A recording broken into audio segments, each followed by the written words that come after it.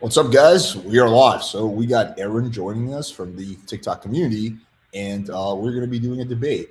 So let's all give Erin some respect. You know, she has, not literally but figuratively, balls for showing up and doing this. So let's all be respectful in the comments, please. But yeah, this is going to be interesting because this is going to be different than most of the debates I've done. As I was telling Erin earlier, is because I really am completely like I don't know anything about Erin other than the fact that she's from England. So she's just going to bring up points, and then we're just going to debate them one by one. This is the most unprepared I've ever been for a debate, so it's going to be interesting. We'll see what happens. It's going to get exciting. All right, so cool. So Erin, why don't you kick things off? I guess. Hi all. How you doing? This isn't my place, but here I am. I'm gonna be nervous. This is my first ever time doing a live debate, so just bear with me. I'm sorry. So I looked through your content. I first found you obviously through one of your debate me videos, and I had a quick click through, and I was immediately not too supportive of the kind of messages that you're giving out. There are some things that I did find that I did agree with. I went through all your videos. They're about January, and then I just kind of like looked at all the like thumbnails and saw if I thought anything else was interesting. For the things that I did find good about your content, I did find that well, we can start with neutral. I'm very neutral on the whole pickup line idea of like finding stuff to like introduce conversations with. I have no issue with that as long as it's like not like invasive on anyone. So I don't really have any opinions about that. So that's all fine. Positives that I found. I do agree with like advising people on how to take good pictures and have good body language is important for people to be opening and welcoming in like physical and like pictures. I think that's important. So, don't see anything wrong with that.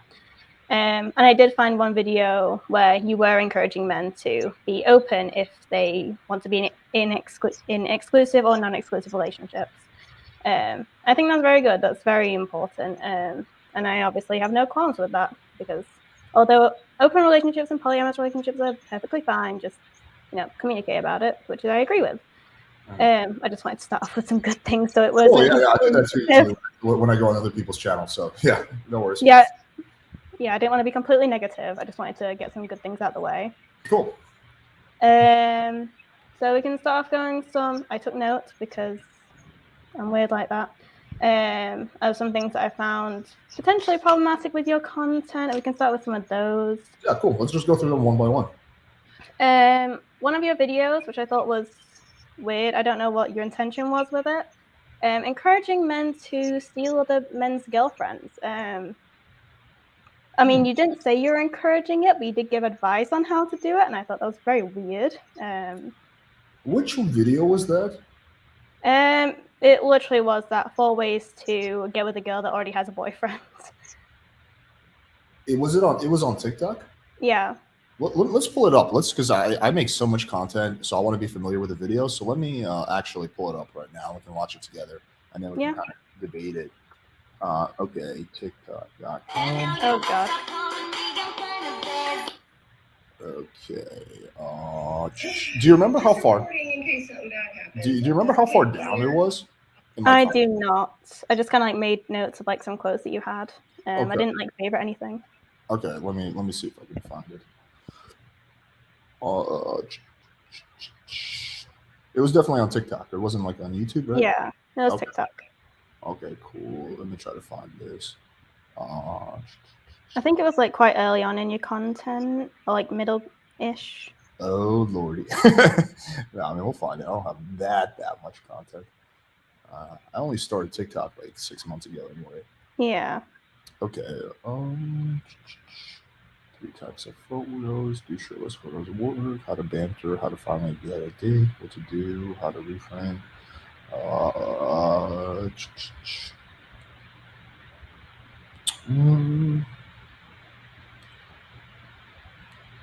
Give me a second to find this. Yeah, I'm trying to find it as well. Yeah, what to do if she has a boyfriend. What to do if she has a boyfriend? August. Okay. Can I search by dates? What to do when she's born? Oh, okay. I think I found it. Okay, there we go. Okay, so let me share my screen and then we can watch it together. Share screen. Okay, there we go, guys. Okay, so this video. So a girl asks you, why are you single, right? So this will Oh, wait, commonly no, happen that's if not you it. just come off as the perfect package. No. Sorry. I thought that was it. Okay, there we go. What to do when a girl looks at No, that's so damn No, it. that one. Damn it. It's after some worst date ever video, so a bit further down. Further down. Okay. Yeah, I think so.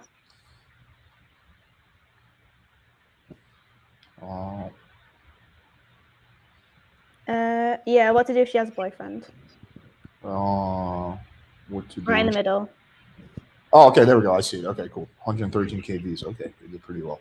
Okay, I'm not saying you should do it, but I know a lot of you guys want to do it anyway. In this video, I'm going to show you guys how to get with a girl who has a boyfriend. So I'm not saying you should do it, but I know a lot of you guys want to do it anyway. So you might as well have the correct information. So first off, not all boyfriends are the same. There's a difference between a girl saying, oh, I have a boyfriend, a token boyfriend, i.e. a guy she's hooking up with, and a girl who's in a serious relationship. Second of all, not all girls are the same. Some chicks will not cheat under pretty much any circumstance, unless it's something crazy like she catches her man cheating. Some chicks, category number 2, are girls who will cheat under some circumstances, like they get into a fight or she's feeling emotionally neglected. And the third category are chicks who are actively down to cheat. So basically, this is going to be your bread and butter when it comes to hooking up with girls that have a boyfriend. A few tips. 1, make it as easy as possible for her. She's going to be less motivated because she already has a man compared to a girl who's single. So you want to really do all the legwork for her, make things as easy as possible. 2, set a very nice adventurous frame. So it's like the whole thing is a crazy adventure. And 3, probably the most important part is to be very non-judgmental, because she's going to be more likely to open up to you and have fun with you, and i.e. cheat on her boyfriend if you are non-judgmental. In this video, I'm going to show you guys how to get... Okay. So here's my 2 cents on that. I start off the video by saying, I'm not telling you guys to do this, but a lot of you guys have been asking. So that's actually true. Like, a lot of people in the comments always ask me, yo, can you make a video on how to, what to do if the girl has a boyfriend, right? And it's something that I personally don't really pursue nowadays. I used to more when I was younger, but it's something that my content that people watch my channel ask. And what I try to do is not to ethicalize or whatever, or to inflict my ethics on my subscribers. So if they want to do it, that's up to them. That's on them. I don't want to impart my ethics, my morals on them, as long as it's not something illegal. Like, I'll never teach, like anything that's against the law, obviously. But aside from that, I'm going to come from an ethically neutral perspective and just give them the information. So that's basically where that video came from. Yeah, I can see that. I do agree that people put too much pressure on content creators to kind of control and damage control what their viewers are doing with whatever info they put out, because it can be a bit extreme. Like with doxing situations, somehow it's the creator's fault that people are doxing people. Like, no, it's not. But you are deliberately putting out advice on how men can get women to cheat, which is a bit... I get you trying to be morally neutral, but that kind of gives the impression that that's something you think is justifiable, and I think that's a bit weird. I don't know why you can't just be with a girl that's not in a relationship. I don't know why you need to encourage that, and I don't know why you attract an audience that wants that kind of advice. Yeah, so let me kind of answer that. First of all, I don't think the guy is making the girl cheat. I think the girl is going to cheat anyway. So if a girl's unhappy in a relationship, she's going to cheat. That's on her. That's not on the guy. It's just a matter of which guy she's going to cheat with if she wants to. For example, I never understood this idea of when your girlfriend cheats on you, getting mad at the guy she cheated with. I think it's more of your girlfriend's fault, right?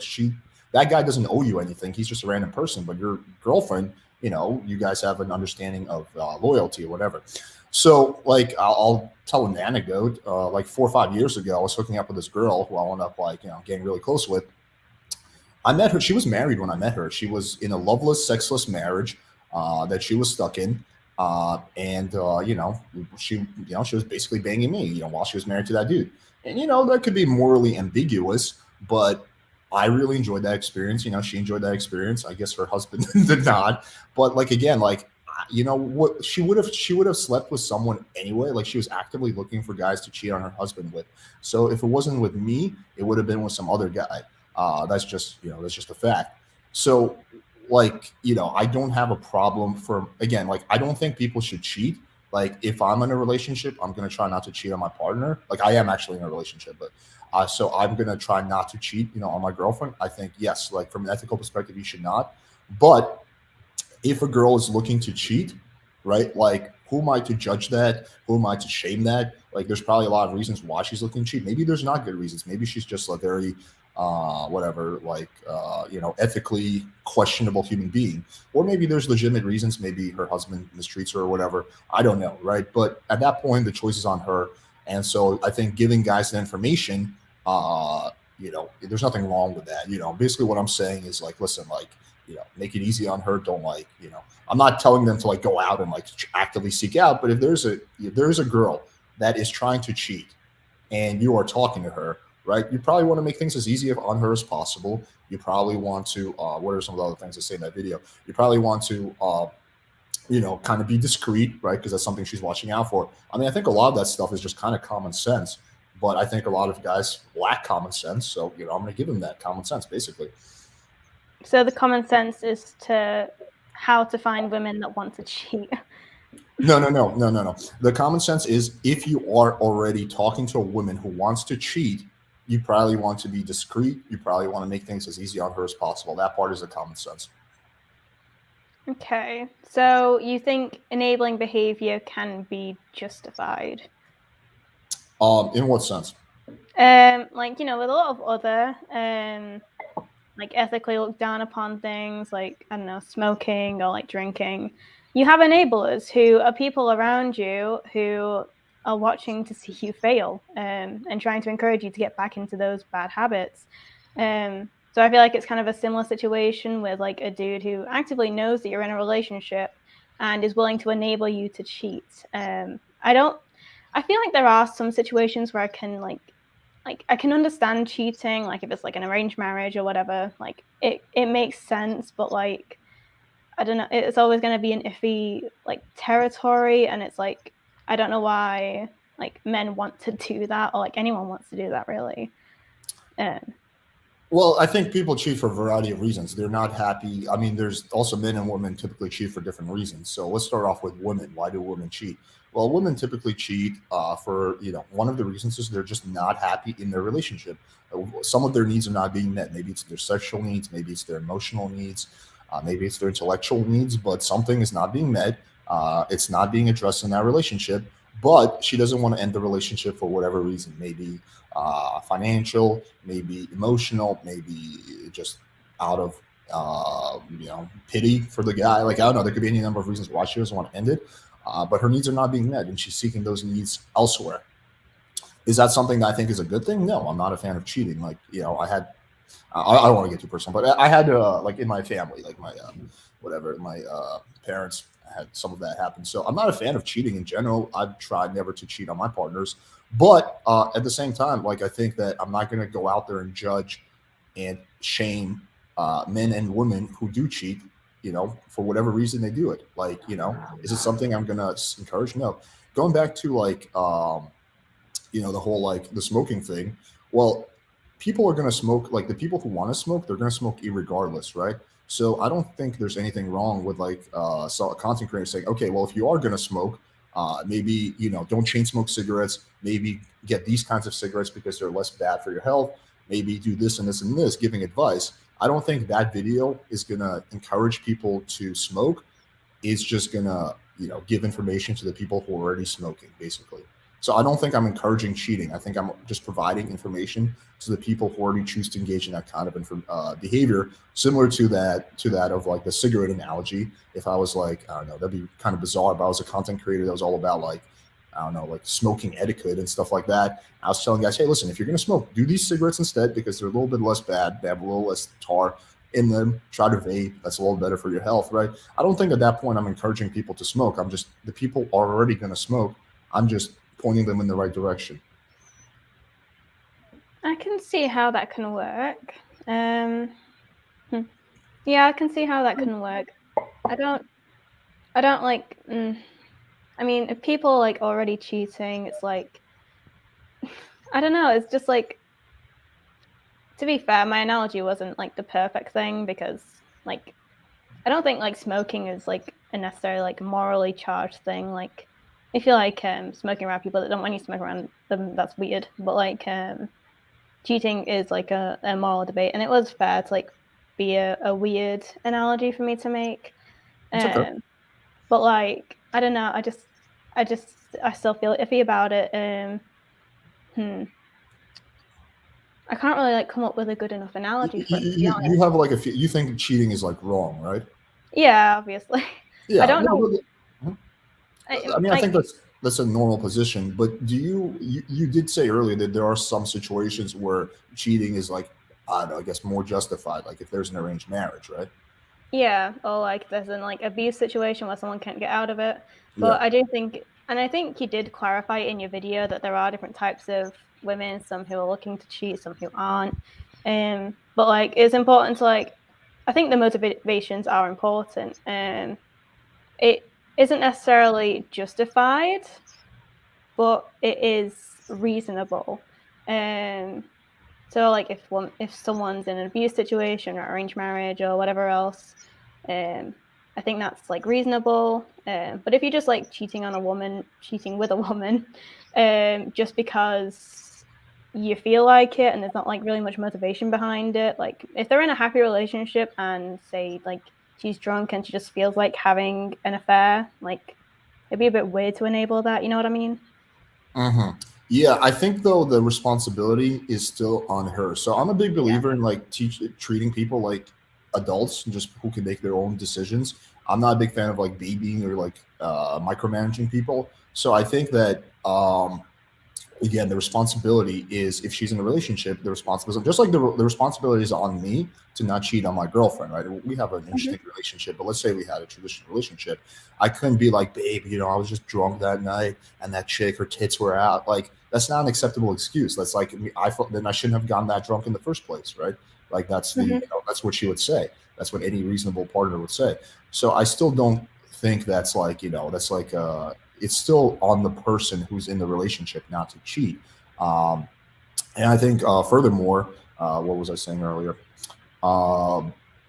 Okay, so I completely forgot my other point. But yeah, so I guess what I was going to say is, yeah, the responsibility is on the person who's in the relationship. Again, from like a ethical perspective, yeah, I think people should be loyal to their partners, or at the very least, they should be straightforward. If they want to have an open relationship, just say so from the start. That's why, for example, me personally, we have an open relationship because I know myself. I know that I want to have sex with other girls. And so what I chose to do is just to be upfront with my girlfriend from the start, and she's okay with it. And, like now when I have sex with other girls, it doesn't hurt her, like versus if I decided to be sneaky about it, that would have hurt her. Right. But the responsibility is on me, like to know myself, to know my needs, to know what I'm capable of and what I'm not capable of. Like, I know I'm not capable of like, perfect monogamy. So, I was upfront about that from the start. So I think that's just an important factor. It's just like, like treat people like adults and like who are capable of making their own decisions, rather than like these babies that like, like, oh, we can't tempt these people. They're like, they just have no impulse control. Like, no, like have some impulse control. Yeah, definitely. I would say 99.9% of the responsibility is on the person in the relationship, unless like if it's a situation where a person out of the relationship away and being like, oh, this person's doing this person's doing that, I'd be so much better for you. But it's not actually true. That can be gaslighty, and the responsibility is probably on them in that situation if you're freaking the person out. But 99% of the time, the responsibility is on the people in the relationship, and you just shouldn't cheat. If you want to cheat, just break up. And if you want to be with other people, have an open relationship. It's as easy as that. Yeah, I think in theory it sounds as easy as that, but like we do have to acknowledge that like lives get complicated. Like for example, with the girl that I mentioned previously, so her situation was interesting. So she was trying to get asylum from Venezuela, right, which is a fucked up place, and she was getting asylum through her husband, basically, because he was the one that submitted the papers. So if she ended that marriage, she would have gotten deported to Venezuela, which obviously sucks. So she had like a strong reason why she couldn't end that marriage as much as she wanted to, which sucks for him, which sucks for her, right? But she was like, went years without having sex. Like they were sleeping in separate beds, they were not having sex. They were just like basically like roommates, right? So like I don't blame her for wanting to go out and get laid and like seek some connection, right? So it's like I think in theory it sounds good, like, oh yeah, like if you're not happy, just break up. But sometimes like life doesn't work that way. Sometimes there's circumstances which prevent you from doing that. Like in her case, I think there's a lot of similar circumstances, maybe not with immigration, but with like children or finances, where it's just like the people are not able to separate for whatever reason. Yeah, that's fair. I will continue to hold the opinion that it's weird to show like people how to like get other people to cheat. I think that's going to continue being weird for me, but yeah, I do agree that the responsibility is on the people that are in the relationship. So yeah, I think we can agree on that. Yeah, cool. Okay, we can move on to the next one. Okay, let's see what I've got.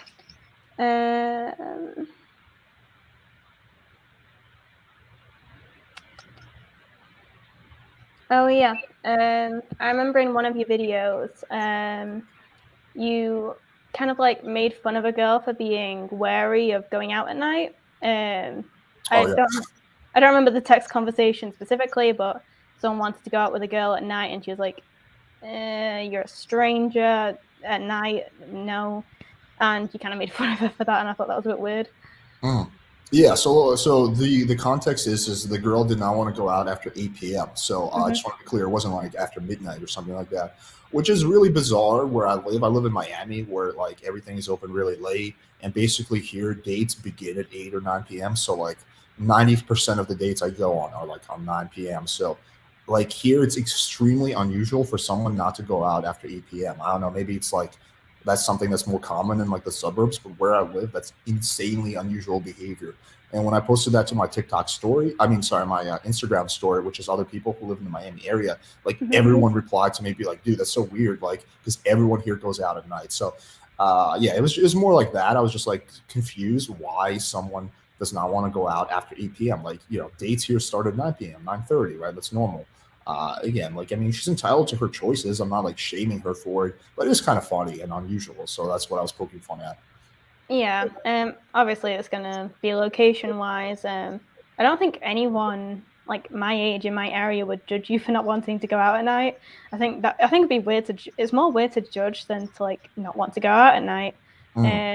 Because I'm sure you've already been told before, and I'm not trying to sound like an SJW. No, you're good.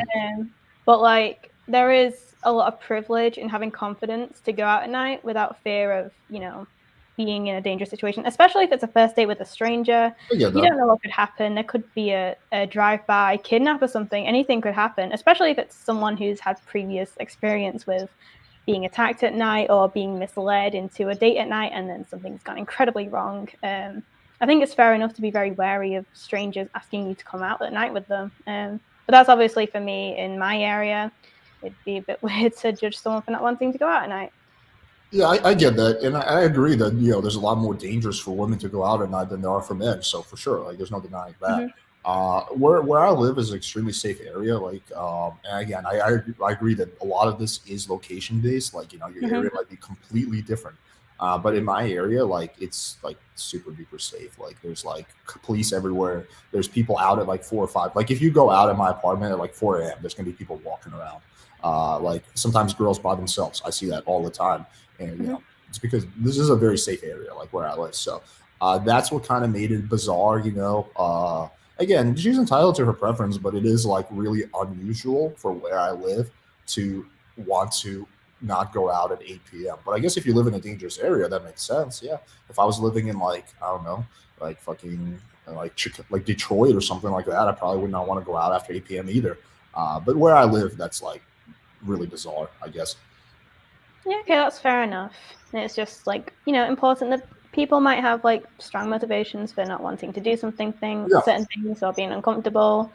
And it's just, be respectful of that. Obviously, you didn't tell her to her face that she was being like a bit psycho in your opinion. Well, that's not the word, is it? And she was being a bit unusual in your opinion. But like, it is important to just acknowledge that it's not necessarily a you thing. She's not like just targeting you, being wary of you. She's just like, she might have had an experience that made her uncomfortable with going out late. There's nothing wrong with like a a midday coffee date, is there? So nothing wrong, I don't think. Yeah, I mean, I think at that point it just comes down to that me and her are extremely incompatible, which I think happens quite often because I typically don't go out until the night on personal stuff because I usually try to do work and stuff and do my stuff. So I actually personally haven't been on a daytime date in like half a decade, and that's just a personal preference, just because I work during the day. So that just comes down to us being incompatible, which is totally fine. Mhm. And yeah, I agree. There might be a very good logical reason for why she doesn't go out at night. Maybe she did have a bad experience at 9 p.m., so now she only goes out at 8 p.m. I get that. So I don't know. I don't know what exactly the story was, but again, the point of the video wasn't to like shame her. It was just to have some fun. Yeah, that's fair enough. I just took it too seriously. Yeah, I don't know. It could have been just like a miscommunication. Obviously, miscommunications happen, so that's fair enough. Cool. I think we can come to an agreement on that. Yay. Cool. Yeah, we agree on things. I did find. Are we moving on to another topic? Yeah, if you want. Yeah, we can move on to the next one. Yeah, because I think we've come to a conclusion. I did notice in like a lot of your content. I just preface, I'm watching your TikToks. I'm not like watching like your podcast or anything.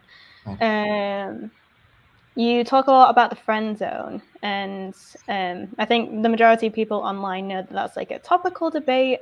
I find the friend zone a very weird concept because I personally I value friendships a lot, and I find it weird that people are insecure about being in the friend zone. Like, the friend zone doesn't really exist. You're literally just a friend, and there's nothing wrong with being friends. And you were like encouraging men to aim to get out of the friend zone. Like, you can't just be happy with a friendship. And it kind of links like your most recent video of men and women can't really be friends. I think that's all a bit. I don't agree with that at all. So I understand exactly where you're coming from, but you also have to look at it from the guy's perspective. So in a friendship, there's two elements. There's the person, and then there's this person, right? So both parties have to be. So from your perspective, I totally understand where you're coming from. Like, hey, I enjoy having male friends. What's wrong with that? From your perspective, absolutely nothing. From the guy's perspective, if he truly wants to be your friend, then there's nothing wrong with that.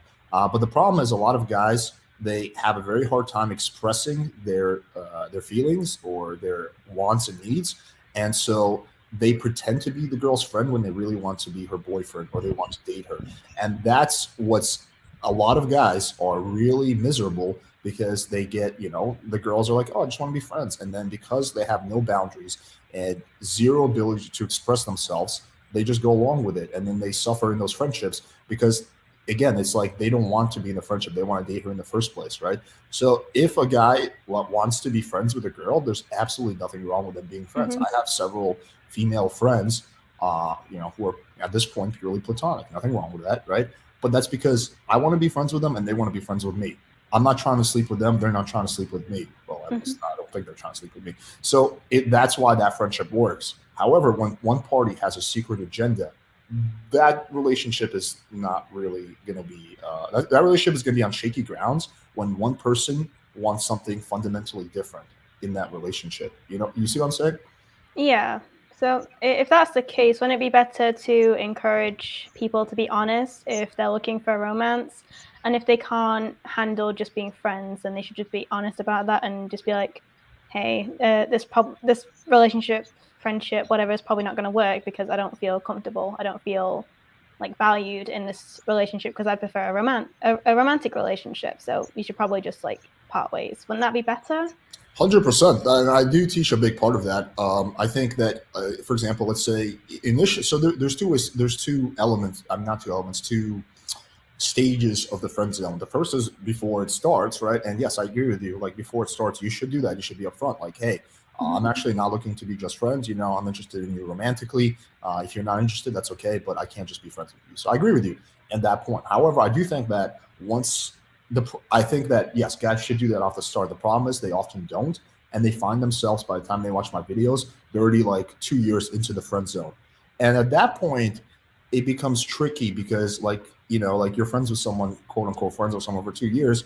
you know, if you're like, hey, actually, I just realized I don't want to be friends with you. I want to have something with you. Like, you know, that's going to probably cause that relationship to abruptly end. Because for the girl, that's like, whoa, like you were cool with being friends with me for 2 years and now you're bringing this up. So the girl's going to be like, well, no, I'm not going to date you. So I think at that point, you probably do want to be a little bit more tactful and a little bit more gradual with how you express your, you know, your needs. Because at that point, if you like say what you truly want, it's just going to be too abrupt and the girl is just going to be, it's just not really tactful. I mean, sure, you can do it, but most of the time that's going to lead to the girl saying, okay, well, that's really weird that you pretended to be my friend for 2 years and now you're telling me that you wanted a relationship all along. I think I'm going to go ahead and end the, and you know, not do anything with you, right?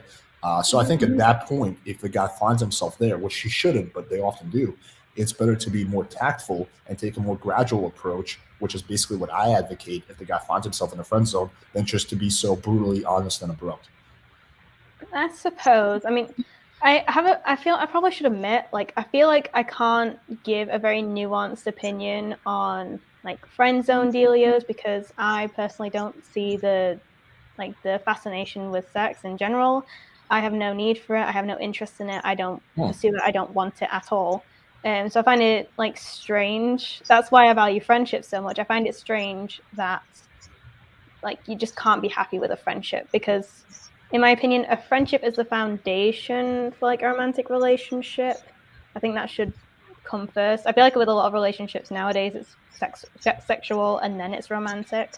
So I can't like give an opinion on that because I have no clue how that feels. But like, yeah, maybe it's just a personal thing based on like who I am. Like maybe I'd understand if I was different, but I'm not. Yeah, I guess like the closest analogy I could give, imagine like you met a guy and you really liked him and he was like, you were like, wow, I really have a crush on this guy. I want to marry him. I want to have his children, blah blah blah. And then what's it called? He said, "Oh, well, let's just be friends." And you're like, okay, that's not really what I wanted." And you know, and like you just get dragged into something that you didn't really want in the first place, but because you like that person so much, you're afraid to say no because you don't want to like lose them in your life. So you just want them going along with something for a long period of time, and then like 2 years later, you're like, "What the hell? Like, I don't want to be just friends with this person. I really want them, and this is so painful for me because I'm hanging out with them just as a friend, and I can't have them in my life."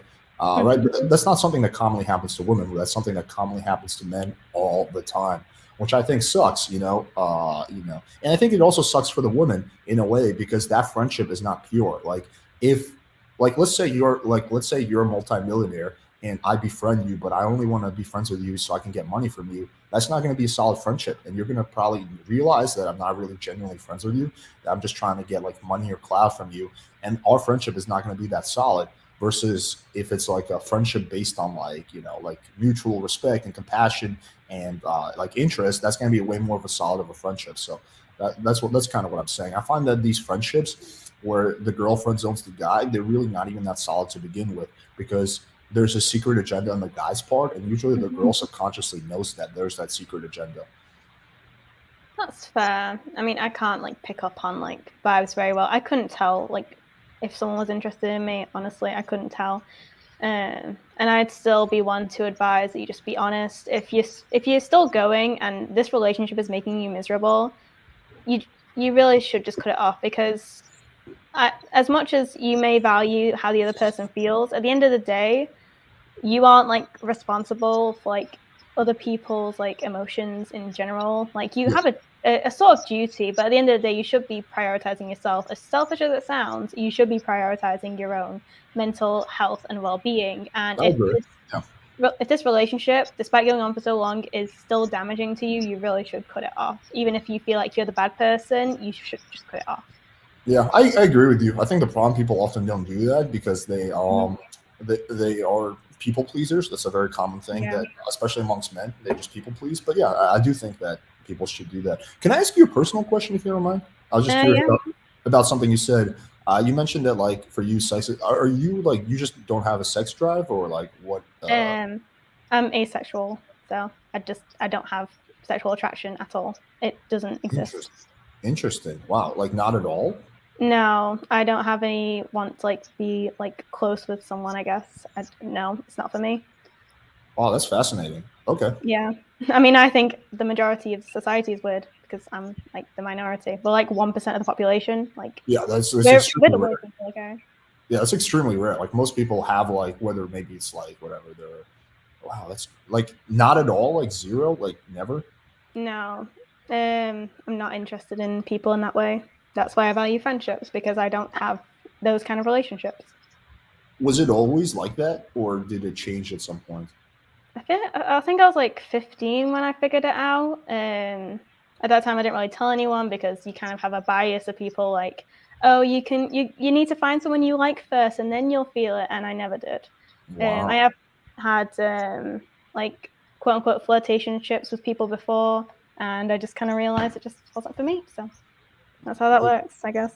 Wow, that's fascinating. Do you think? Sorry, I don't mean to be like too personal, but have you ever like do you think it could be like hormonal? Like maybe like some of your hormones are like off or something, or have you ever No, like gotten that? Oh, it's not. it's not. It's not a mental issue. It's not a hormonal issue. Like asexual people still have like sex drives and stuff like that. Uh-huh. It's just people's nether regions. I don't know what's allowed on YouTube. So people's nether regions just don't do anything. Like you feel nothing. People might still engage in those relationships even if they are asexual, but I just don't. I have like a germ thing with it. It just seems a bit. I don't judge anyone else for doing it. Obviously, I would never judge anyone for doing whatever they're doing, but it just seems a bit like unhygienic to me. Nothing against anyone else, obviously. So it's a germ phobia kind of situation. Okay, I got you. Okay, cool. Well, thank you for sharing. Okay, cool. Well, we can move on to the next point if you want. Yeah, okay. Let's see what else I've got. I just need to read it. My handwriting is awful. Don't mind me. That's okay. That's so fascinating. I've never met anyone who was like truly asexual. That's pretty interesting. Like, I think my dog is completely asexual. Like, I've never seen him show any kind of sexual interest in like men or women dogs. Like when he goes to the dog park, he gets humped by other dogs, and he just kind of looks like displeased. He just looks like he just makes like little weird humming sounds. But like he never like I don't know. It's interesting. So I've always like my dog is the only person I've ever met who I thought was like truly asexual. I've never heard of an animal being asexual. Dude, yeah, he's completely asexual. He's never once humped anything in his whole life. That's interesting. Yeah. Is he like what do you call it, neutered or anything, or is it just him? He is, but he wasn't always. I got him when he wasn't, and even before he was neutered, he showed no sexual interest in anything. Interesting. That's very interesting. I guess that's +1 for the asexuals not being emotionless monsters. It's just natural. People actually say that. People think we're, some kind of like robots. We're not. We just don't feel it. Okay, leave us alone. I got you. Okay, yeah, no worries. Not you, obviously, just people in general. Yeah. So what else have I got? Oh yeah, I found like one of your videos for like Tinder bios a bit weird. It was just like a personal gripe with me. It wasn't like anything necessarily weird, but I'm very against like the commodification of dating, like swiping apps. They're very window shopping-esque. You just look at them, you look at their stats, and you're like, nah, swipe left. Okay, no. And I think that's weird. And in one of your Tinder bio videos, I mean, Tinder's weird for me. I don't think people should be on Tinder looking for actual relationships. Of course they happen, but like you're probably better off with like Bumble or something. Tinder's very hookup vibe to me. But one of your bio examples, what's good, is like a list of someone's characteristics over being like personality driven. And I thought that was a bit like commodification of dating-esque, and I just found it weird. That's just me personally. Yeah, there's a few things to dissect here. I think people use Tinder for different reasons. Like, for example, my cousin, she met her husband and father. Well, not her father, like her husband and now father for children on Tinder, and they're happily married. My aunt met her boyfriend of several years on Tinder. So I think people use dating apps for all kinds of things. I do realize that Tinder is like mainly hookup oriented, but there's a whole bunch of people on Tinder who want like actual relationships, believe it or not. Like some of them being in my family. Like I've personally seen this. Like my cousin was like, literally, it was like, hey, I'm getting married. I was like, oh, how do you meet him? Tinder. I was like, really? She's like, yeah, but I don't use it the way you use it. I mean, you use it to fuck girls. I used it to like meet a husband. I was like, yeah, I mean, a lot of people use it that way too. But I think it just comes down to what you're looking for when you're on Tinder. And I think, if you're looking for a hookup, then the bio that I recommended is actually very effective. If you're looking for a husband or a wife, then you probably want to use a different bio. But I do acknowledge that my content has a strong bias towards hookup and casual sex because that's basically what I'm all about, right? I can only write about what I teach, what I experience, and now there's now I have a girlfriend. There might be more content coming on like having relationships and like communication, stuff like that. But again, like I can't write about things that I personally haven't experienced. So, my content has a bias towards my life. And so that bio video, I am talking about bio that's good for like, casual sex, casual relationships. But for that, it is effective. But yeah, so I think that's kind of where that comes from. Yeah, that's fair. I can agree with that. Don't have any qualms with that. Obviously, I guess now it makes sense. I'm like oriented towards like, quote unquote meaningful relationships. I'm not saying there's like no meaning behind casual relationships. That if that brings meaning to your life, that's great, and I'm happy for you. But like the whole bullet point system is a bit weird if like you're looking for like a genuine relationship. Yeah, I agree. Yeah, I think that's fair then. I don't think we have any disagreement about that. That's fair. Cool. Do you mind if I get a water real quick? 1 second. Yeah, that's fine. Oh, wait, there it is. I have one right on my table. That was easy. Okay, go ahead. Okay, what have we got? I feel like I had something. What was it? No worries. Take your time.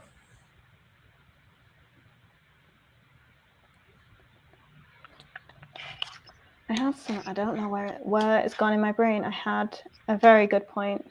Oh, take your time. No worries.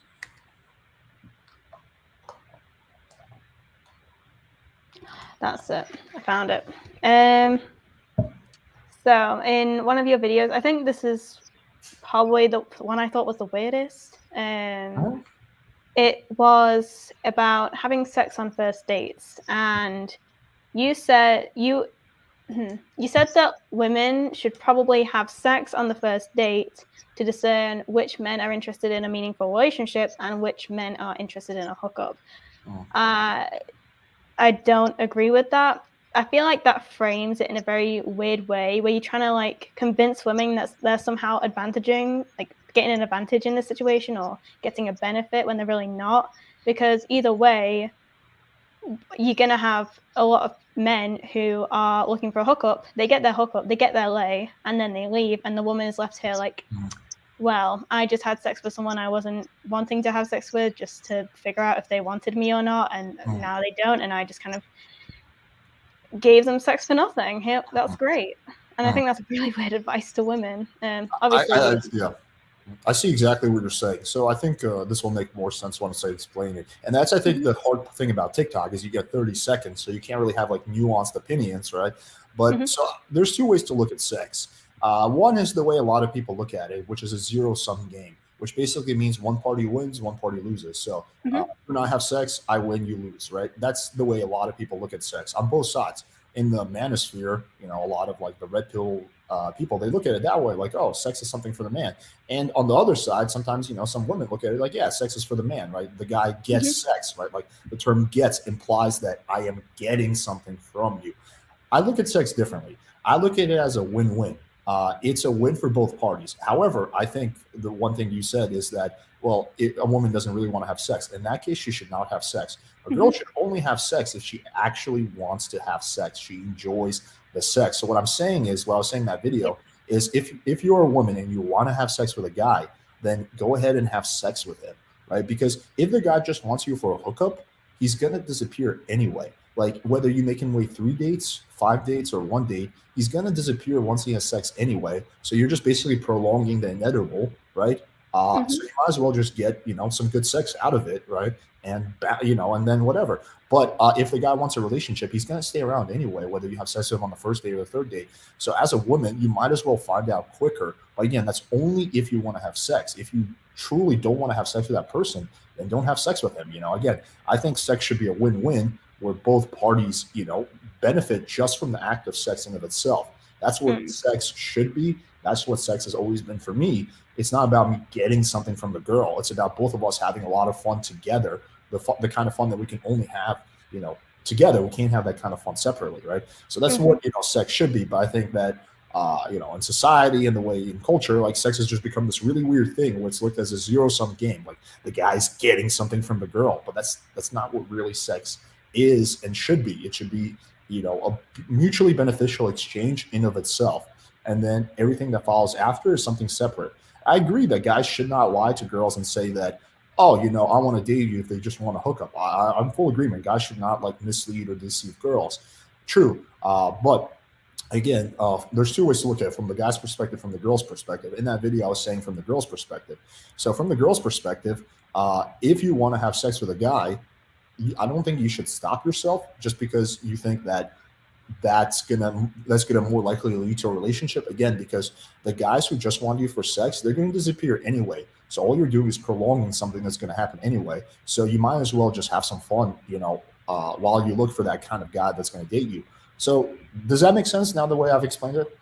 Yeah, it makes sense if, like, I feel like it makes sense in general, but it would make more sense if, like, the world was a certain way. Because as, like, a lot of women have been saying lately, hookup culture, like, benefits men more than women. Because if you're having sex with a man who is only intending for a hookup, they're probably only looking to gratify themselves. And if you look at a lot of statistics, there's a huge gap. I don't know if that word's allowed. Do you know what word I'm referring to? You can use any word you want. Yeah. There's no rules. You can say whatever you want. Okay. There's a orgasm gap where straight women have the least amount of orgasms out of any gender of any sexuality, while straight men have the highest rate, I believe. It's either straight men or gay men have the highest rate. Probably gay men, because they're just like fucking jerking each other off and shit, so it's probably a lot easier. Yeah, they know what they're doing, so they're probably more likely. But with that, it would, if these men were interested in the pleasure of the women that they're with, it would be a mutually gratifying experience. But because a lot of these men who are looking for hookups are aiming to just, have a lay for themselves, add to the body count, brag to their friends, or just generally, have their own pleasure, and they're not interested in how the woman is feeling. So they kind of are giving something up, especially with all those videos of men that don't even know where the clitoris is. Like, they're not aiming to please the woman. I know exactly what you're saying. Yeah, I know exactly what you're saying. So there's a few things I want to comment on that. So the first thing is, I'm me personally, I actually have several videos teaching guys how to be better in bed. Like last week I had a sex coach on, or not, actually this was this week, a female sex coach that literally spent 2 hours explaining how to please a woman. So I'm a big proponent of making it mutually beneficial and pleasing the girl. And simply, if you're looking from a purely pragmatic perspective, like you're extremely selfish, you only care about yourself, simply because if you please the girl, she's more likely to come back. Like if you give her mind-blowing sex, she's way more likely to come back and see you again. So by pleasing the woman and focusing on her in addition to yourself, you're actually winning yourself, right? Like if you're looking at it from a purely pragmatic perspective, if you're looking from a less selfish perspective, it's just, it's a nice thing to do. It's like a better experience, right? Like sex is a very like intimate experience. So you want the person you're sharing it with to also enjoy themselves, right? So to me, it never made sense, this selfish, like lover attitude where you just like get your nut and then you bounce. That like never made any sense to me, because one, that kind of sex is not that good. Like to me, like one of the best things is hearing a woman orgasm, right? Like that's so satisfying for me. So like to me, that attitude just made no sense ever. So I'm a big proponent, like, and I've, in my content, I teach this all the time. Like in my product, I have literally a whole guide called like about how to make a woman orgasm. Like I'm a big proponent of like actually like making sure it's a mutually beneficial thing. In terms of what you said about there being the orgasm gap, yeah, that's definitely true. I think there's biological and cultural reasons for that. Women's anatomy is different. It's harder for women to orgasm than men. I think just from a anatomy perspective, but also from a cultural perspective, because there's a lot more shame and stigma for women around sex. Like if a guy goes out and fucks a bunch of girls, he's get rewarded by society. If a woman goes out and fucks a bunch of guys, I mean, sometimes certain social groups might reward her, but generally speaking, if she posts it on the internet, she will be like shamed, more or less. So I think there's a big stigma for women around sex, which creates a mental, because we all know sex is largely mental, whether people want to admit it or not. it creates a mental barrier, which makes it harder for a woman to come, which is why for women to have an orgasm, they need a huge element of comfort, right? That's like, if you want to give a woman, a really good sex experience, it has to start with her being comfortable. Because if she's not comfortable, she's not going to have an orgasm more often than not. So I do think there are cultural reasons for, and not anatomical reasons for women why they have a harder time having an orgasm. I think that what I'm doing is good by kind of trying to overcome that by actually, one, telling guys to actually give a shit about making the women have a good experience, and two, by taking the stigma off women, saying, hey, there's nothing wrong as a girl if you want to have sex for sex's sake. Like, as a woman, you shouldn't feel like you have to have sex as some kind of reward for the guy for being a good boy. Like, I don't think that's a healthy attitude. I think it's like, another funny thing is you mentioned that, a lot of women are saying that online dating is more for the guy. You know what's funny is that on my side of the community, like further to the right of where I am, they're saying that online dating is primarily for the women. And I don't agree with that either. I think it can be mutually beneficial, but I think that it has to start with getting rid of this really weird puritanical attitude that sex is a zero-sum game. And I think like, I would argue that I'm actually helping in a very small way against that by saying to women, hey, listen, like, if you want to have sex, just have sex. There's nothing wrong with it. It doesn't make you less of a woman. It doesn't make you a slut. It doesn't make you anything. You're just doing something that is very natural to your, but again, that's only if you want to have sex. Like, if you don't want to have sex, don't feel like you have to have sex with a guy either. Yeah, it's very fair. So I feel like, your advice would be like a lot more, from that specific video, would be a lot more applicable if the world was a better place, but it's just not. So it would help if, people cared more about how other people are feeling during whatever they're doing and not just like prioritizing themselves. Yeah, well, that's why I think like that, that you have to look at that video in context with the other videos I make. I mean, I recognize the fact that I only have a very, very small impact on the world. Like, I have 100,000 subscribers. That's like, in the grand scheme of things, that's nothing. I have very, very little influence, right, on the world, but I have some influence. So if you look at that video in the context of my other videos where I talk about like being a better lover and actually, giving a shit and pleasing a woman, again, simply from a pragmatic perspective, she's more likely to see you again. So you can't lose by, like, there's no loss to you as a man by giving her better sexual experience. You can only win. You can't lose.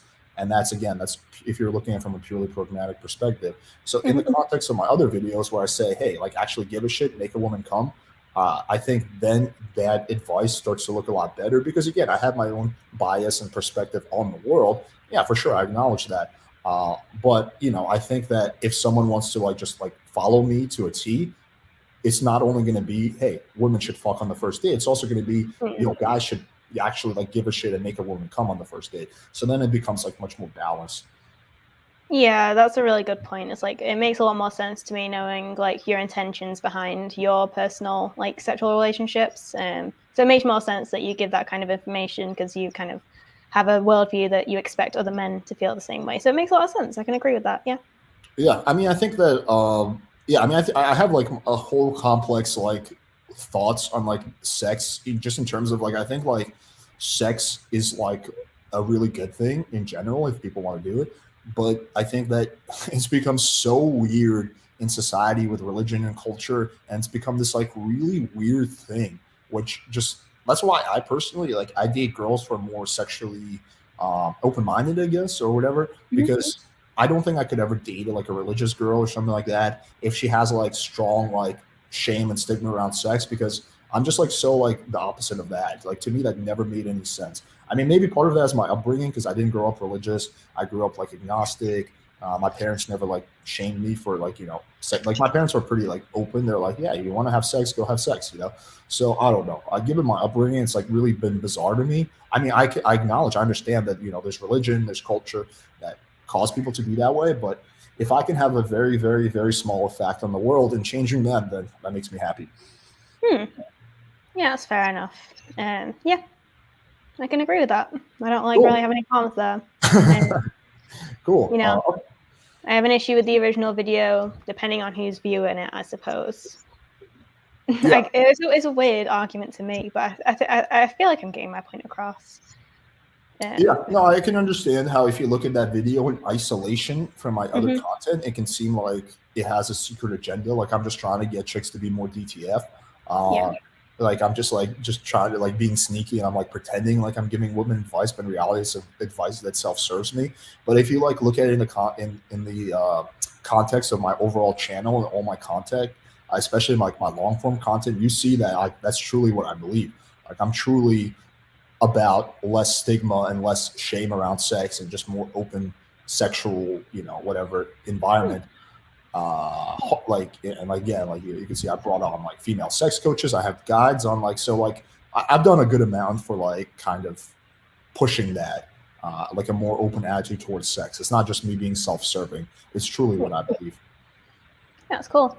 No qualms. Great.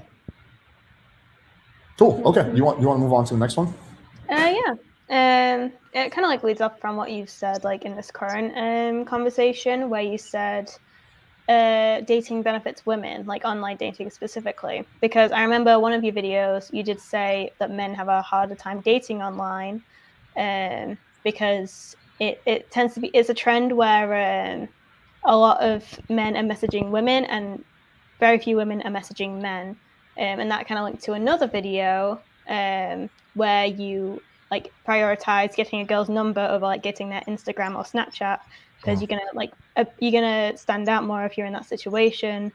And I don't like personally agree that like there are situations where women are at an advantage in online dating. They're more likely to get likes, they're more likely to get matches, that kind of thing. But in like general like relationships, I do think men tend to benefit. I don't know, like maybe that's like a branch off that doesn't need to happen, because I see that you prioritize like the first steps in getting into a relationship. You don't really talk much about like how like to act when you're in a relationship. So I don't know whether that's just like a red herring or whatever you call it, but like I don't think like men are necessarily like at a disadvantage.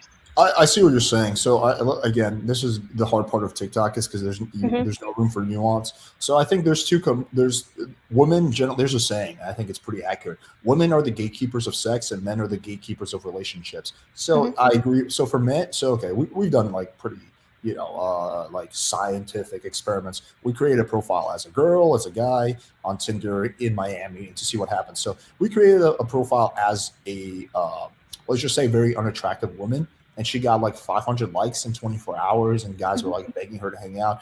And then we did a profile as a male model, like a guy that like objectively I think we can all agree on is very, very good looking. He got like 120 likes or 140 likes in 24 hours. So that basically shows you that a girl who's very unattractive is going to do noticeably better than a guy that is very attractive in terms of getting dates. But I agree with you that actually for women, the challenge isn't in getting laid or getting dates or getting numbers. For women, the challenge is getting into a relationship, right? It's filtering and screening for the right guy that matches their needs. That's not like a fuck boy, and that's down to date them. So yes, I acknowledge that the challenge for women is different than the challenge for men.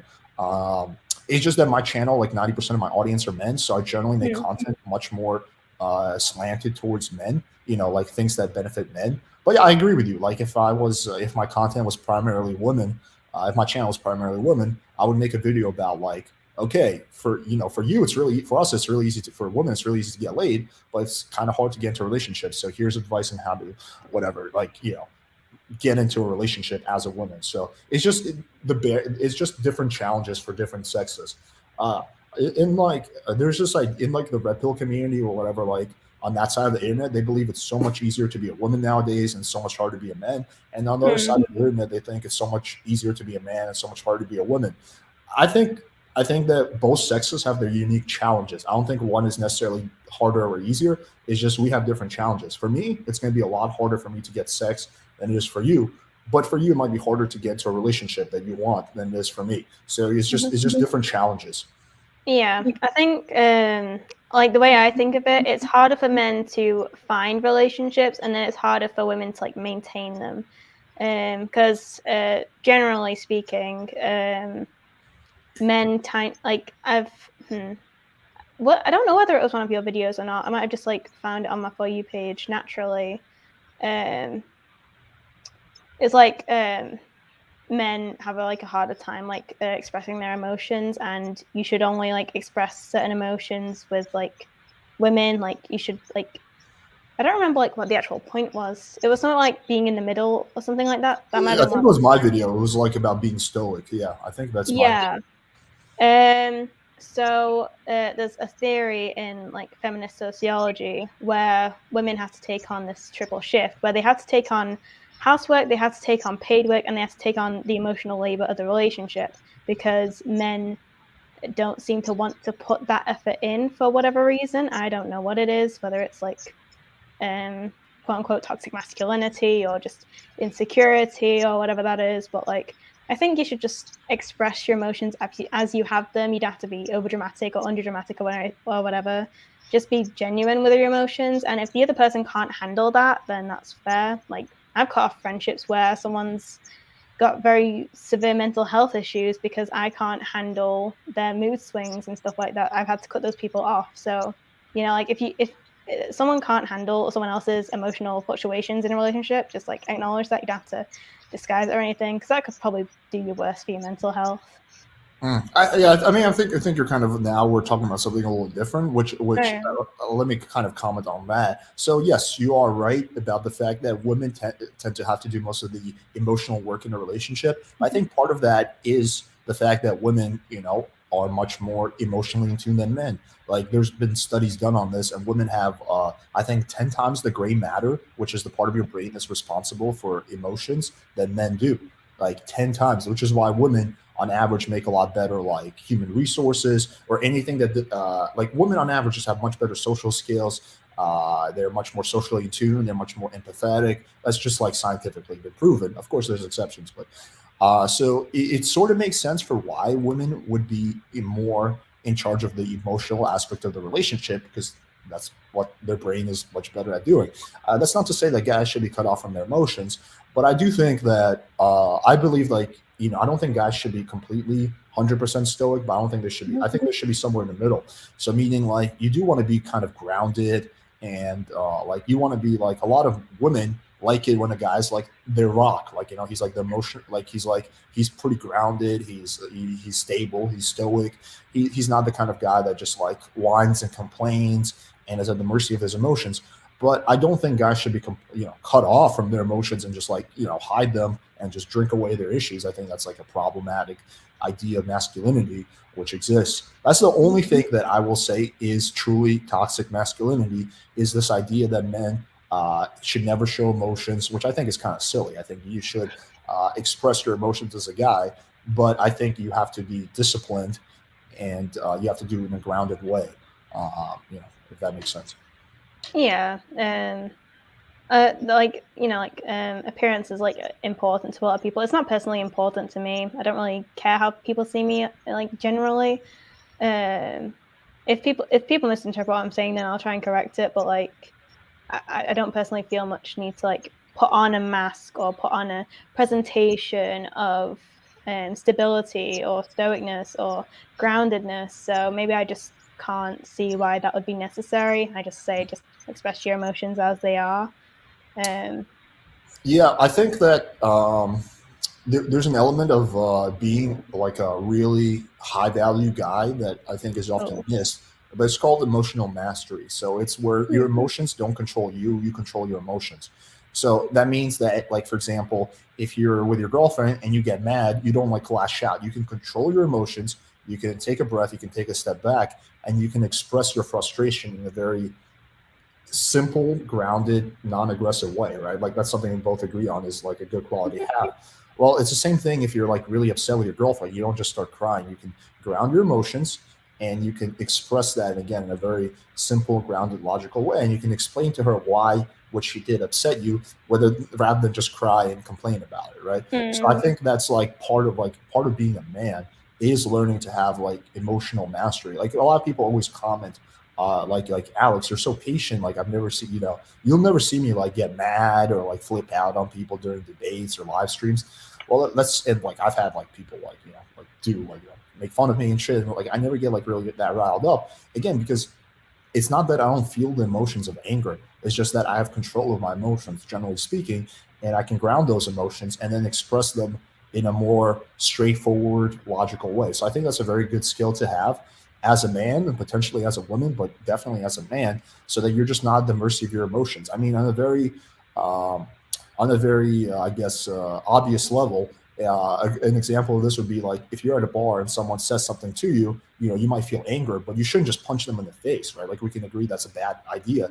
You should take control of your emotions and not act out on them. So that's what I'm basically saying is like, learn how to dominate your emotions and not be dominated by them. But it doesn't mean being cut off from your emotions. It's something different. That's a different thing. Like to become cut off from emotions, you should still experience them, but you should be able to channel them and use them to your advantage and not let them use you and not be at the mercy of your emotions.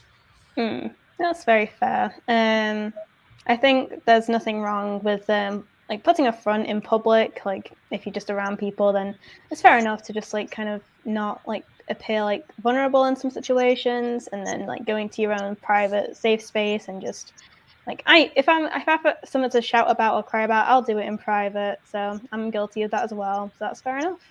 Yeah, but I think it's also not about putting on a front. It's about channeling in a more productive way. So like, again, going back to that example, let's say me and my girlfriend are out and she, not like that this would happen, she would never do anything, but let's say she does something that like she flirts with another guy or something like that.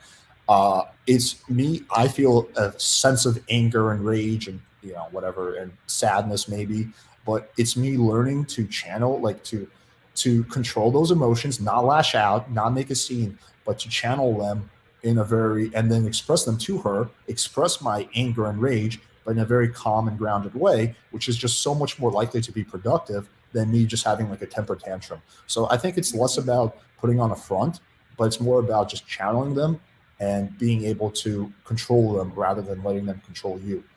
Yeah, that's fair enough. We agree on a lot of things. This is going extremely well. Well, that's usually what happens with debates. Honestly, it's like when you have discussions with people, you realize you're really not as like far apart as you think. Yeah. First, I mean, I'm like instantly when I like, because you did comment on like men being beta with their emotions. So are you in like the whole men's rights, alpha male, sigma male space, or is that just like something that you align yourself with? Well, that's a good question. I get grouped into various communities, so probably the pickup community is the one that I get grouped into, but I don't really like to like identify with any community because I don't want to be beholden to any set of beliefs. Like I say the stuff that I personally truly believe, not that of the stuff that my community believes, which I think is very problematic for a lot of YouTubers. Is they get involved in the community and then they just become mouthpieces for whatever that community believes, which I think is like really, really lame. And I debate those people all the time.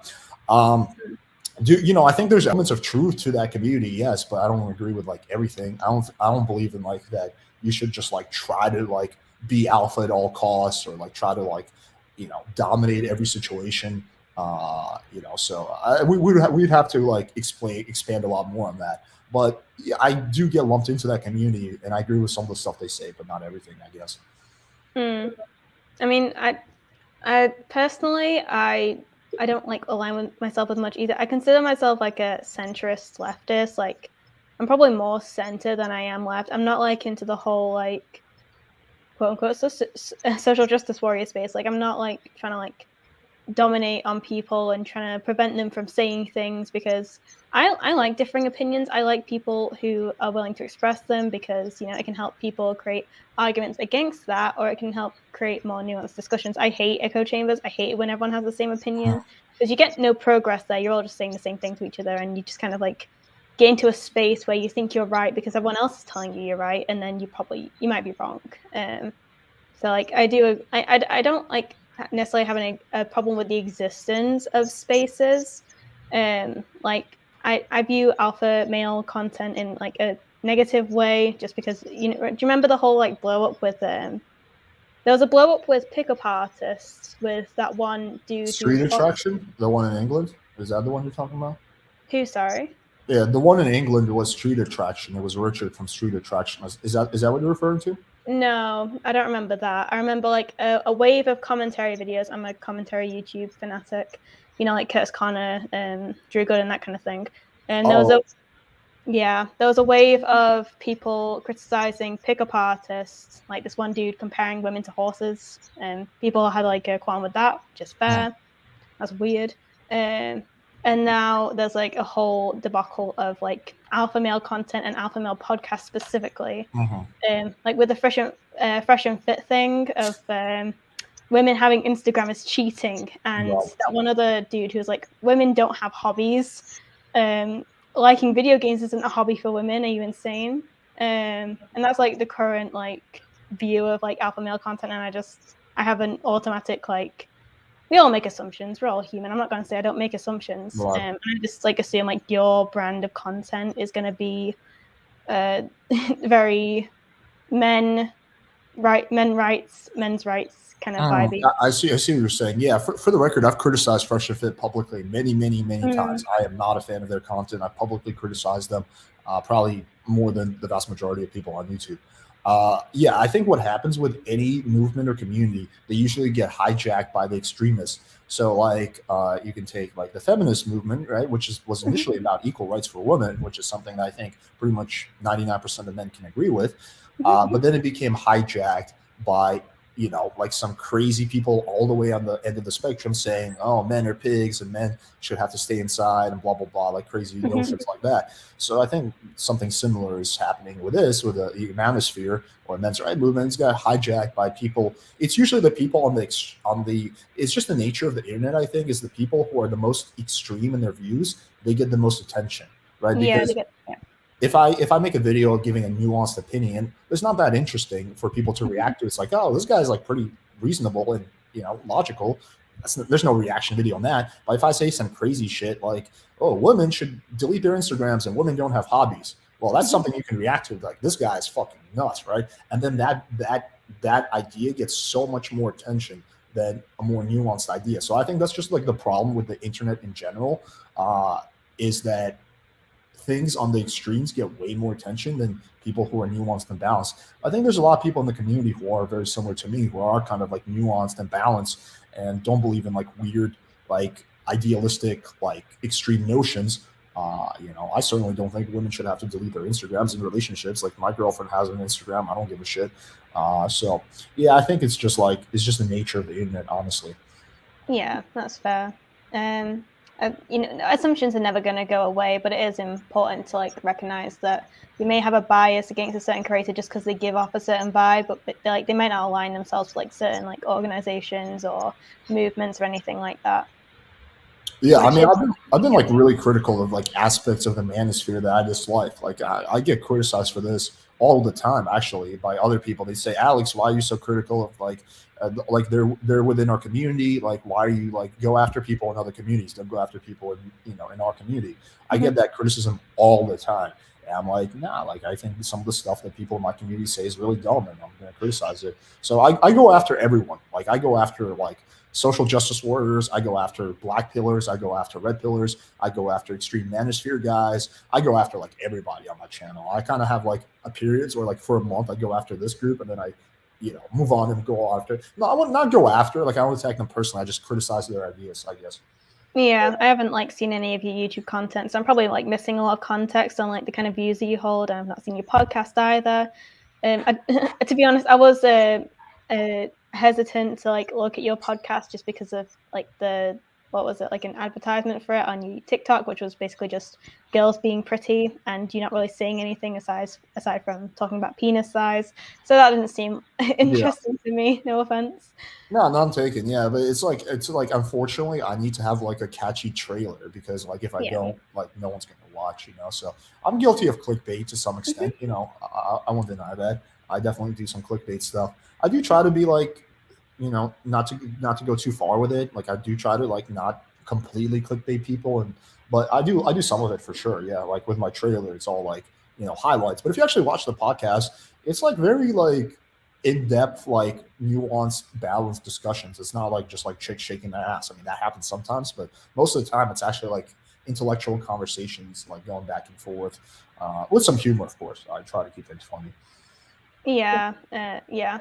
I will. I tend to go into like these discussions with like an open mind. I'm not trying to like place any like ideas onto you that I think you would have. I hope it comes across that way. I really hope it does. I don't want to No, seem you're like super chill. Like you're definitely like way better, a million times better than the previous person from TikTok I debated. No, like yeah, you're like super. the part one. Yeah. With that dude, I didn't watch the. I did like a little skip through. He seems like determined to prove you wrong from like the things that he did say.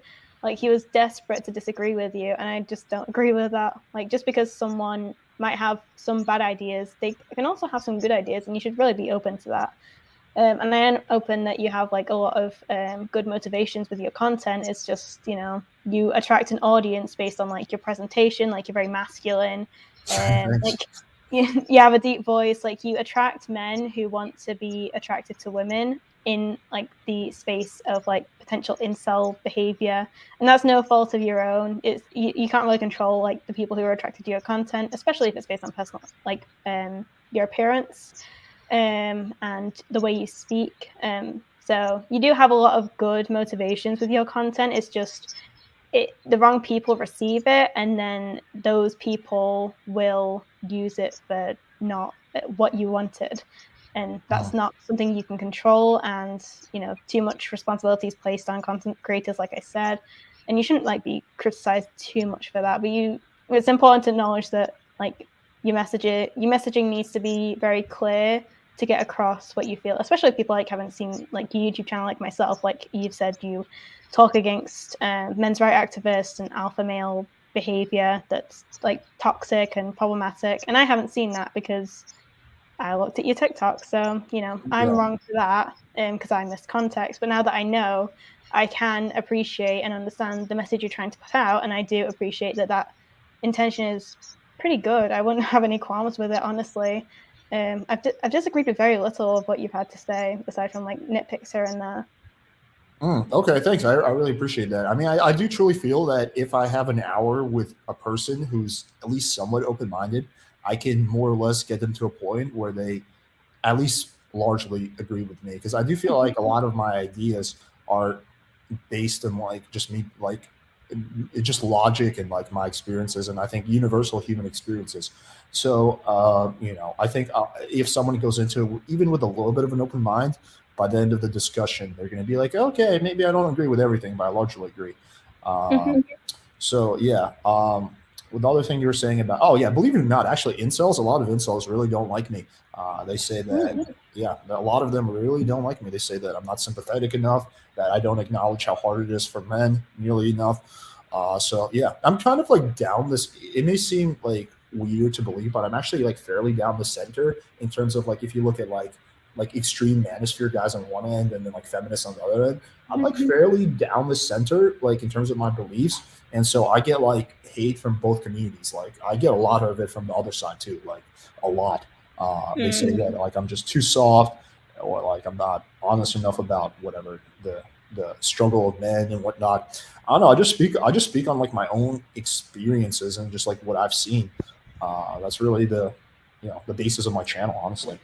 Yeah, you just like can't win with like extremist sides, even like middle sides. Like if this is your span of feminism to like manosphere content, and you're like here, then like you're going to be criticized if you do anything that isn't according to their beliefs. And I don't agree with that. And No. pretty much every community is guilty of this. I wouldn't like pin it up to like one community. Everyone has their radicals, so Yeah, it's for sure. unfortunate. Yeah, I mean, I don't really care. I don't mind criticism. I think no one is above criticism, so I get a kick out of when like people criticize me. I mean, sometimes they go way too far and they say like I'm a pedophile or like whatever. I'm like, Jesus, like what? Like on Where did TikTok, that come from? the comments are so like toxic sometimes. Like one chick was saying like, "Oh, please jump out of a plane and don't grab a parachute." I'm like, "Oh, cool. I should just kill myself." That seems like a fair reaction to my double texting video. Like I should just commit suicide. Yeah, like that seems reasonable. But yeah, Like texting two people at once. It doesn't bother me. Did you have any other like any other things you want to go through or any other criticisms?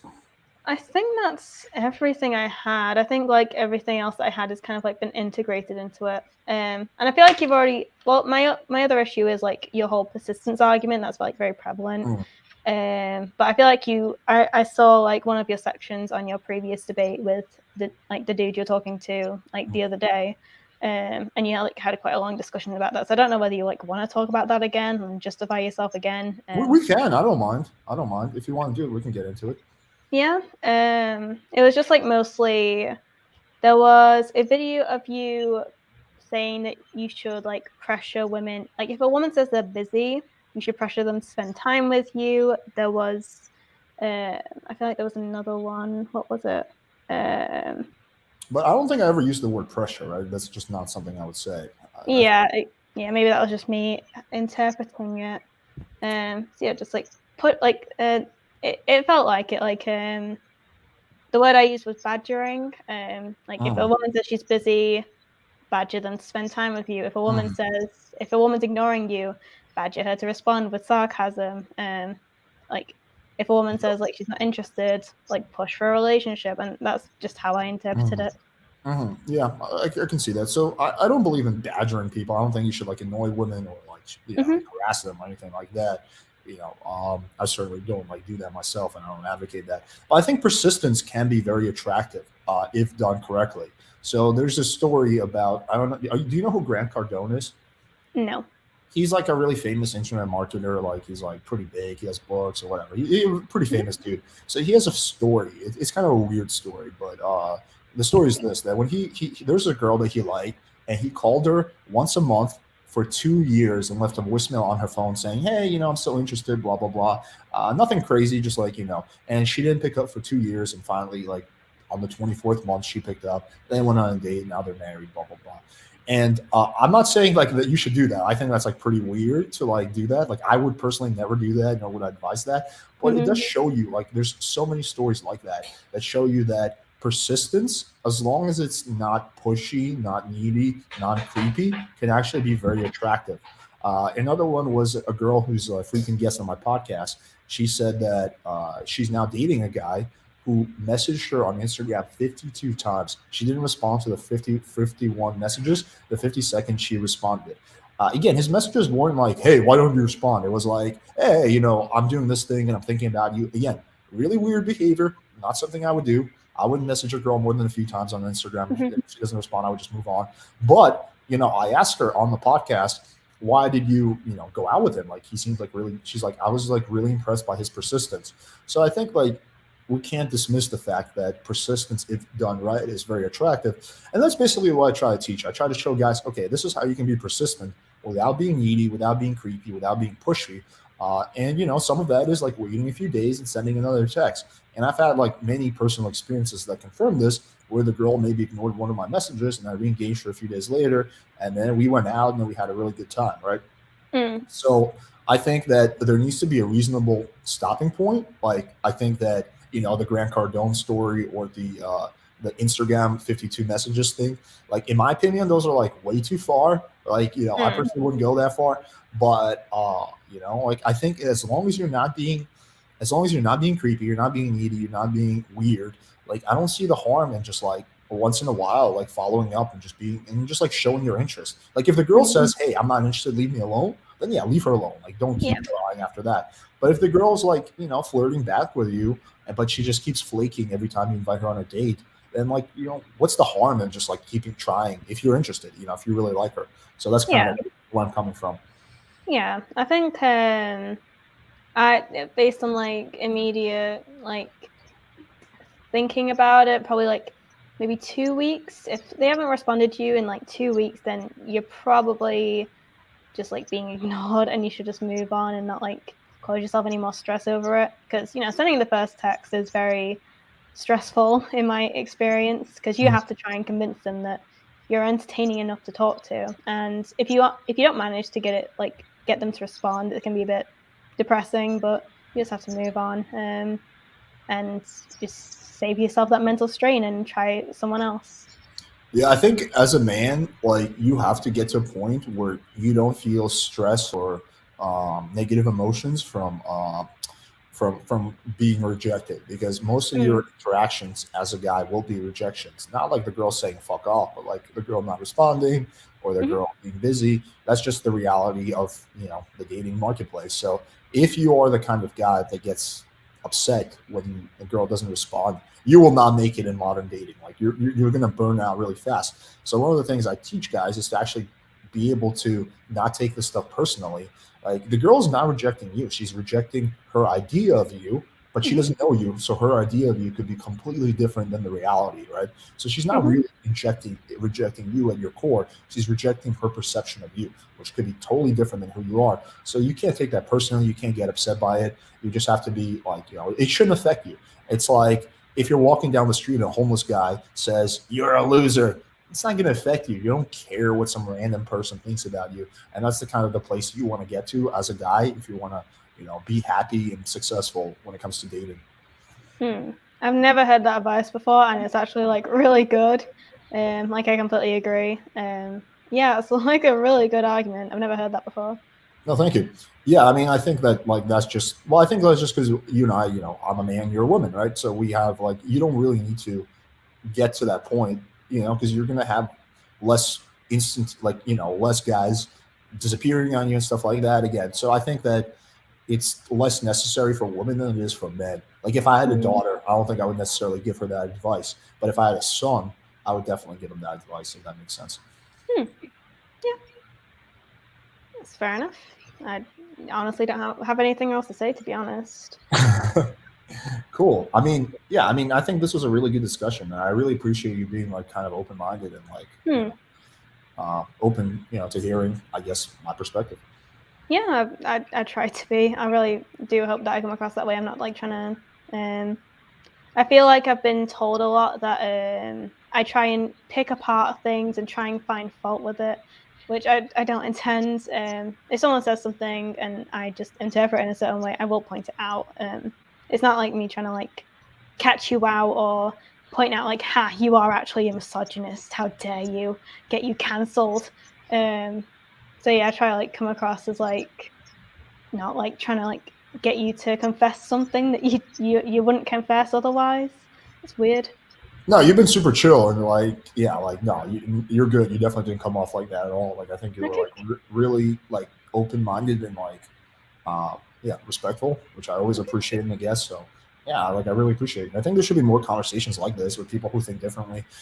It's a shame that like not a lot of people are willing to like, I guess, discuss things with people they disagree with. But I agree. The echo chambers are so like pathetic. Like just people only want to talk to other people who think the same thing as them. I'm like, Jesus Christ. I am guilty of infiltrating a lot of subreddits that I don't agree with just to see what they're up to. Like, and I try and like go for both frames. So I am following men's rights and I'm following female dating strategy. Like female dating strategy is like the femcel version of incels, basically. It's like I try and see like both extremists, and I'm like, these people are really weird. But I never comment I should anything. check that out. That could be good content. I didn't even know about this. There's a female femcel Reddit. Yeah. Not all, like it's a lot less like instantly like reaction. Like with men's rights, they do like post a lot of like weird things that you'll have an instant reaction to. Female dating strategy, you like have to think about what they're saying, because I think women are like more trained to like be passive with what they're trying to say, and you really have to try and think about what they're actually trying to say. So it takes a bit more work to figure out why they're wrong, but you do find it, and it's like quite gratifying, and it's like important to share if you're finding something that would otherwise appear like reasonable and normal to say, and then you just find the one thing that collapses the argument, and you're like, this is really weird.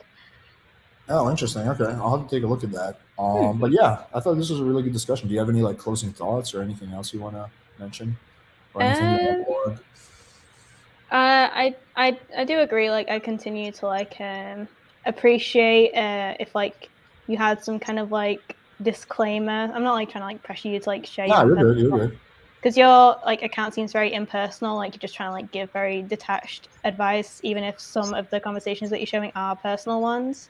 But like maybe like some kind of like indication that you are like aligned to something, because it does instantly appear. Especially it appeared to me because I kind of went off it in you in my first like TikTok thread comment, and I do see now that like you didn't engage with me because your opinions are a lot more nuanced and that you couldn't like express through TikTok comments. So I now understand why you didn't respond to any of my arguments, which is fair enough. That honestly has less to do with that. It has to do with the Hmm. fact that I hate going back and forth in the comments. Ah. I just can't stand doing that because I feel like it's you can't really have a real discussion that way. And also because honestly, it's because there's so much stuff I have to do throughout the day, and like I just hate like I used to do this when I was like new to YouTube. I would spend all day in the comments, and like my whole day was wasted. So like I actively try not to like go back and forth with people too much in the comments. So that's the reason for that. It's just a personal preference, honestly. Yeah. It had nothing to do with you or what you were saying. Yeah, no worries. So yeah, that would be my final statement. Just try and like be more clear about what your intentions are behind your content, because it can appear incel-y, men's rights, alpha male vibes. I interpret it that way. So yeah, I got you. Yeah, maybe I should have like a more of a I don't know. Maybe I'll do a TikTok video, kind of clarify. It's just so hard because you have to explain it in 30 seconds. That's the hard part. It's like I don't know how to. You can have 3-minute videos, but people don't really watch those, do they? Unless you're right. That's a new feature. Yeah, I could do that. Yeah, maybe I'll do one of those. It'll probably get like 50 views. Like no one's gonna watch it, but maybe I'll do one anyway. Kind of. I mean, you generally get like 50K a video, and it'll hopefully reach the right people. Yeah. I still feel like the people on the extremes are just gonna like dismiss it. Like I could make a video like that's like so balanced and nuanced, and there's gonna be people in the comments saying like rapist, pedophile. I'm literally agreeing with you, for God's sakes. Yeah, so I don't know. I think that's the nature. People love to like talk crap in the comments. That's like a pet peeve of mine. It's like, like I don't know. Like I guess maybe because I'm also like a tad older. I'm 32, and like when I was growing up, like there was no comments, right? Like so, if you were critical of someone, you had to say it to them. But I guess like now the generation is more just like people are just more like going crazy in the comments rather than like actually like. I'm not saying we should fight or argue. I'm just saying like we should like actually say it like in this kind of format where we like discuss it rather than just like go back and forth in the comments and be like, you suck, you're smelly, whatever. I feel like it's very like center to chronically online people that they have to find fault with things. They can't just accept things as correct. They have to find something to pick at so that they can feel somehow smarter when they're just not. They're just looking for an argument that leads to nothing, because at the end of the day you agree, but they're just trying to like somehow make you in the wrong just because they have a vibe against you. Like they put a vibe on you and now they're trying to prove that. So they have an opinion and then they try and prove it. They're not trying to like say something new or something nuanced or improve anything. They're just trying to make you look bad, and it's not productive at all. It's very silly. These chronically online people just don't know how to communicate anymore. It's really weird. That you and I very much agree on. I agree with that for sure. But yeah, cool, Aaron. Thank you so much. Like you're awesome. I really appreciate you coming on. And in the future, if you want to have another discussion, I don't know if there's maybe more stuff that you see that you disagree with, we can definitely do that. Yeah, I mean, guys, let's all give Aaron a big, thank you. Like I think it takes a lot of courage, like to come on to a platform of someone that you might potentially, very much disagree with. It's an unknown environment, so I think it takes, courage to do, that. And that's something that honestly more than 99% of the people on the internet are not willing to do that. So I think I applaud you for that. Thank you for having me here, because I did want to come on like as a learning experience, because you're 32, I'm 18. So I'm just coming. You're young. Yeah. So I'm just like trying to like improve. I haven't talked to a lot of people in my life generally. I would say I'm chronically online just because the majority of my communication is online. So I really did want to like improve like my debating skills and my talking to people and thinking on my feet. And I did here. And I thank you for the opportunity. Cool. Yeah, it was great to have you. Hey guys, so we're gonna have another one of these tomorrow around the same time. So tune in for that. It's gonna be tomorrow at 4:00. we'll see what happens. But yeah, this was very enjoyable. So I look forward to doing more of these. Yeah, guys, thanks everyone for tuning in. Thank you, Aaron. And I'm Thank going to you. end the broadcast. So peace. Bye.